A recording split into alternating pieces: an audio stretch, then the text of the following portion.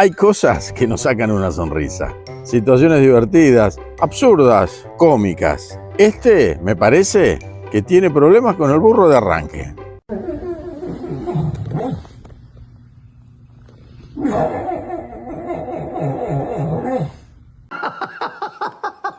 En la tele, los niños y los animales hacen este tipo de cosas. La coconductora miraba y ponía carita.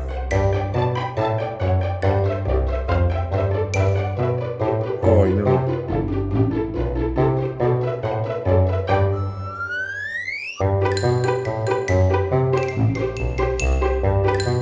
Si querés ver más, seguí nuestro canal. Anotate, ponele like de todounpocotv.com para pasarla bien y divertirse.